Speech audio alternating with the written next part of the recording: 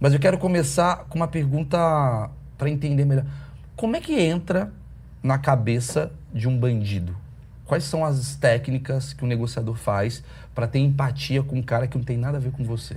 Primeiro passo, Maurício, obrigado por estar aqui com vocês. Vamos aqui. falando Bacana estar nesse programa.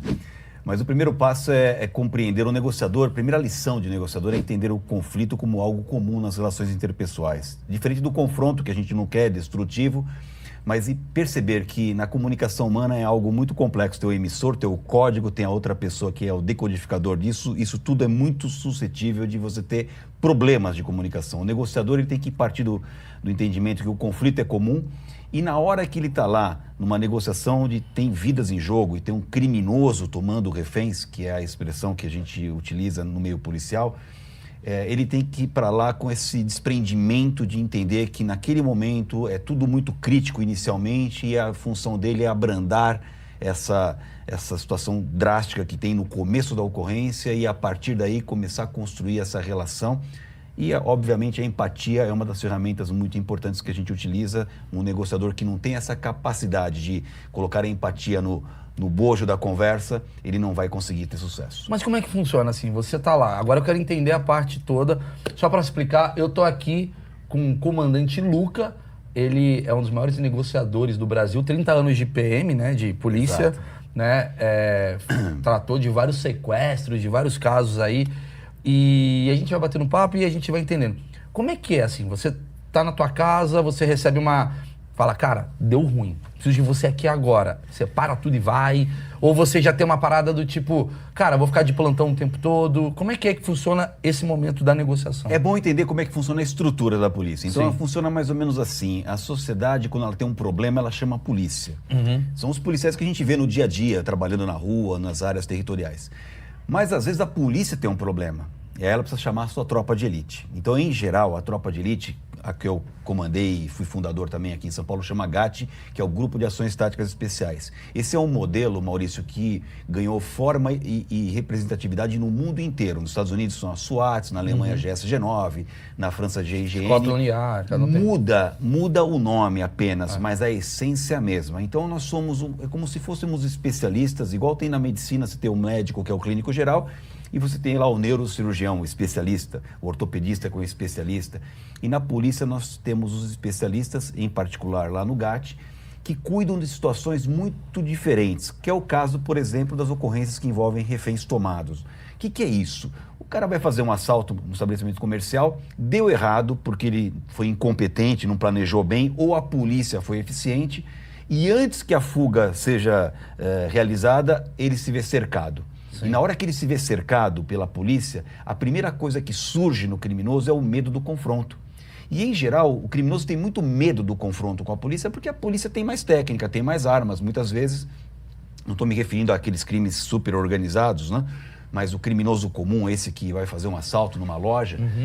E aí, a hora que ele fica com medo do confronto, a única coisa que ele tem às mãos ali naquele momento é fazer um refém para garantir a sua própria integridade física. Quer dizer, ele pegou o refém é porque ele está desesperado. Exatamente. E aí o que acontece? Ele pega o refém e, obviamente, a polícia, tentando proteger todas as pessoas, inclusive o criminoso, ela vai com mais cautela, ela cerca o local e é a partir daí que começa aquilo que nós chamamos de negociação.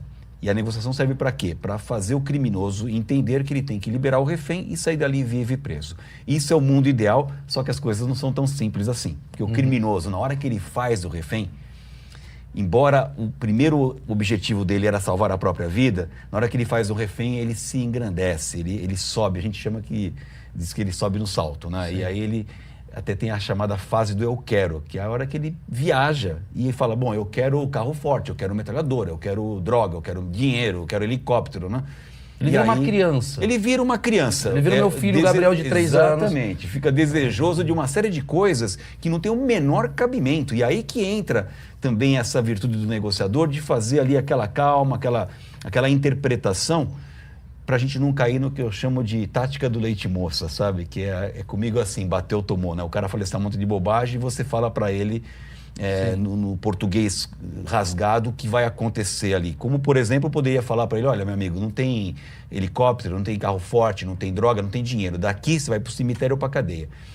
Isso é o que vai acontecer se ele forçar a barra, mas a gente não pode falar assim direto pro Porque é o tal sujeito, da né? empatia. É a questão Porque de aí você entrar na mente do cara. Aí a gente precipita tudo, a gente coloca tudo a perder. Então qual que é a magia do negociador?